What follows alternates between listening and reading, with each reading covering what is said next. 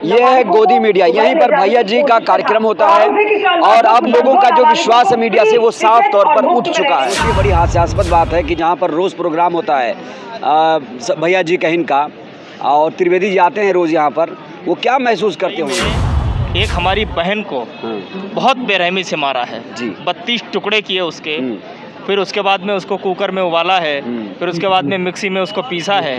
आप बताइए, दिखा दीजिए किसी मेन स्ट्रीम मीडिया पे खबर चल रही हो। दोस्तों मैं इस समय सेंट्रल पार्क यानी सीपी में हूँ, दिल्ली का दिल इसे कहते हैं। आप हमारे पीछे आप देख सकते हैं यहाँ पे एक प्रोग्राम होता है, भैया जी कहीं नाम का एक प्रोग्राम होता है। लेकिन यहाँ पर दोस्तों मैं आपको दिखाऊंगा, यहाँ पर देखिए आप लिख दिया गया है गोदी मीडिया। यहाँ पर आप देख सकते हैं, यहाँ पे लिख दिया गया है गोदी मीडिया।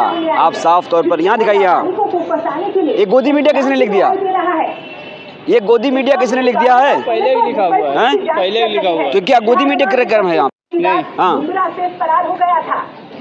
यहाँ भी देखिए, यहाँ भी आपको दिखाऊंगा, ये है गोदी मीडिया। भैया ये गोदी मीडिया किसने लिख दिया यहाँ? ये गोदी मीडिया किसने लिख दिया? चलिए कोई जवाब नहीं दे रहा है। मैं आप देख सकते हैं तस्वीरों में, दिखाइए नहीं जरा। ये है गोदी मीडिया। यहीं पर भैया जी का कार्यक्रम होता है और अब लोगों का जो विश्वास है मीडिया से वो साफ तौर पर उठ चुका है। मैं आपको बताना चाहूँगा, यहीं पर भैया जी का कार्यक्रम होता है और हमारे साथ हैं कुछ लोग बात करने के लिए। बताइए क्या नाम है आपका? गोपाल तिवारी। गोपाल जी, ये जो भैया जी का इनका कार्यक्रम होता है वहाँ पे अब गोदी मीडिया लिख दिया, यानी कुल मिलाकर जो मीडिया से विश्वास है, अपेक्षाएं हैं वो खत्म हो रही है लोगों की। देखिए, इस बात में कोई दोहराई नहीं है। हाँ। आप सोचिए कि ये मेन स्ट्रीम मीडिया न्यूज़ 18 का एक शो है। हाँ। और सबसे बड़ा शो माना जाता है। हाँ।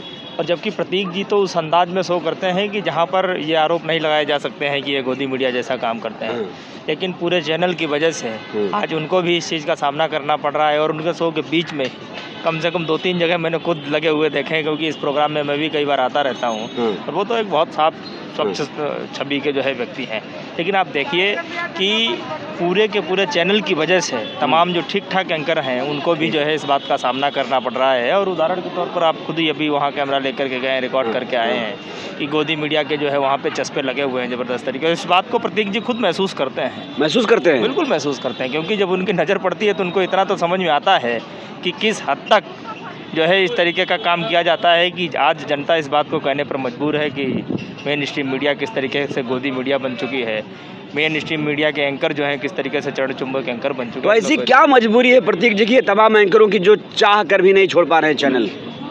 नहीं, देखिए, कुछ लोग ऐसे हैं जिनका ज़मीर अभी भी जिंदा है।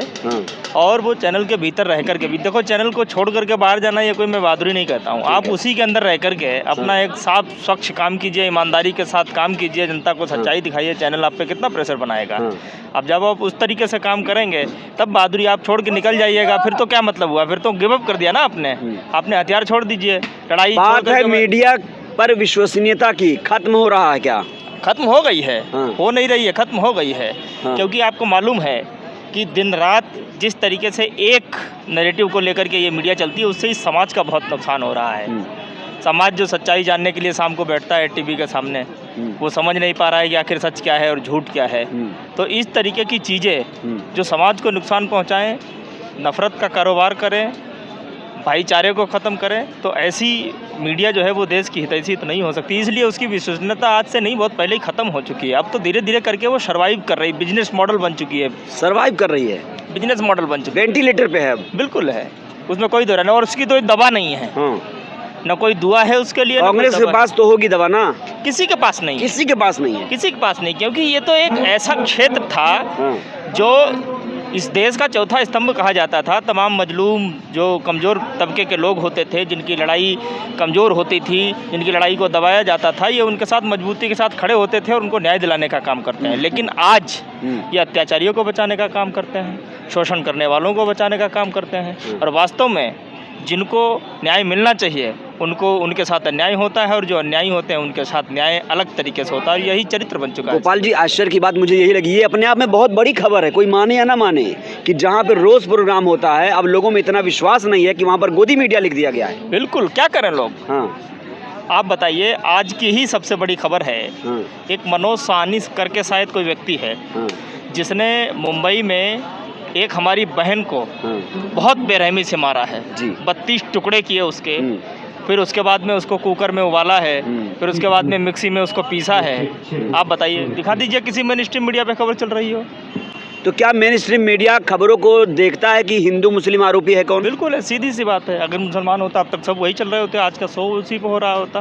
क्योंकि वो हिंदू है तो नहीं हो रहा है। साहिल आफ्ताब पे तो खूब चलाया गया। मैं क्या कह रहा हूँ, बिल्कुल सिलेक्टिव अप्रोच, बिल्कुल एक नैरेटिव है जो आपको समझ में आना, जिसने इस समाज में खूब नुकसान पहुँचाया है, बुरी तरीके से नुकसान पहुँचाया, समाज को तोड़ दिया इसने। बिल्कुल। मेरी बहन आज मुझसे इस बात का सवाल करती है कभी कभी, तो बोले ये क्या चल रहा है, ये कैसी मीडिया है। इसको तो जब हम खोलते हैं तो हमें लगता है कि इसमें हमें कुछ सीखने को मिलेगा, कुछ सच्चाई पता चलेगी, लेकिन यहाँ तो कुछ और ही चल रहा हो। क्या करे जनता अब?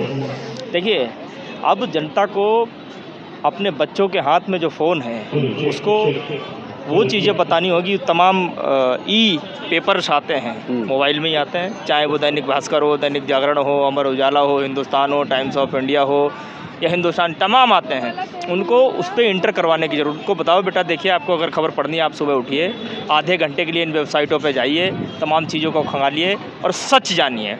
क्योंकि अगर तुम्हें लगता है कि कोई आएगा सुंदर से कपड़े पहन करके और चीखेगा चिल्लाएगा, आधे घंटे की बहस करेगा, उससे आपको कुछ सच्चाई पता चलेगी, सच्चाई नहीं पता चलेगी।